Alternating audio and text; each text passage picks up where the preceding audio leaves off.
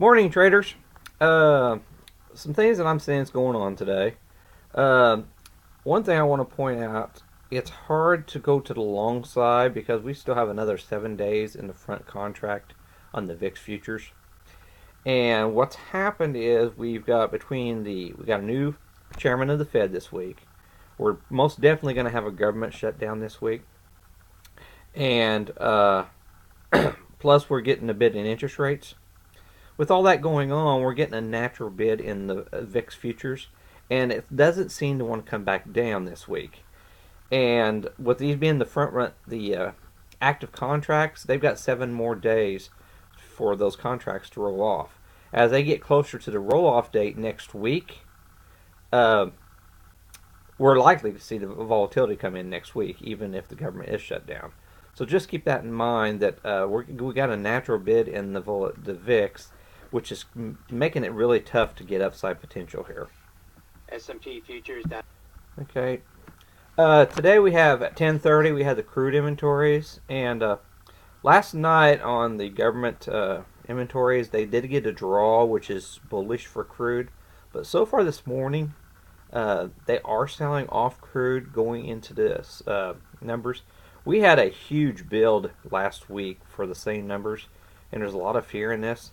Um, so we have broke the primary uptrend on crude oil, and we this is a responsive buy zone. This is our trading zone for crude, and we are right at the bottom of the zone, threatening a breakdown away from $63 today. Right now, we're even printing below $63. So this is a very dangerous situation for the XLE index, and it's going to be drag on the markets if the crude starts to fall out of favor here. Another thing I want to point out here is the Dixie. We are getting a bid in our dollar index. That was a strong sell-off. We haven't broken out of this downtrend yet, but we do have a little bit of a bid in the Dixie here. That's why I'm thinking there is a decent chance we're going to bounce here on our crude oil. News out last night that Steve Wynn resigned from CEO of Wynn Resorts. It's catching an amazing bid this morning, so it lost 20% of its value based on the allegations against him, and it's taking back. It's probably up 7-8% right now in the early morning session. So, very bullish signal for Wynn Resorts today. Across the board, for the most part, except for Alibaba, Chinese stocks really took a hit. They're having a lot of news about trade war stuff going on with China. With the exception of Baba, I see a risk on appetite so far this morning. We had the futures down over 300 points on the Dow earlier this morning, and I was looking at the volumes early this morning, and they were not. Plus, the price action was not supporting what the futures were saying in the pre-market session for a big sell-off today.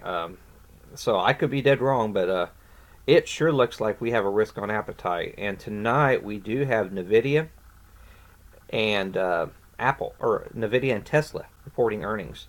And Tesla had, if anybody gets a chance to watch that video on that rocket launching yesterday, it's amazing. So yeah, it was. I see Tesla going to 345 today before earnings, and it does have a bid under it this morning. I kicked myself for not getting it last night, but yeah, it's already up to 337, and it's 345 is my target going into earnings today. And then another thing I want to point out is Nvidia, and Bitcoin has a bid under it this morning. So it's kind of been trading with Bitcoin with the massive sell-off here, and I like using Bitcoin as more of a fear gauge nowadays, just like the VIX. And whenever the Bitcoin's catching a bid, that suggests to me that there's a risk on appetite in the markets. So I'm going into today thinking, because we all know Nvidia is going to have very strong numbers. It's just their guidance we're concerned about. So there's a very good chance we're going to get a bid under the markets today, in my opinion. There was option flow into Caterpillar yesterday. Uh, I did put on some long positions yesterday. I had critical areas on the major spider ETFs for the sector ETFs, and all but XLU utilities, all of them managed to regain their support levels yesterday. So I really saw that as a bullish signal, despite what the futures are pointing this morning. So I did add to Caterpillar, and then I did add to Boeing uh, on the call side coming into today, and it looks like Boeing's down just slightly. But those are two. The industrials are holding up very well in relation to this bit massive sell-off here. You have to be careful because bear market rules do apply. So, and my final thing I'm going to talk about is your spiders.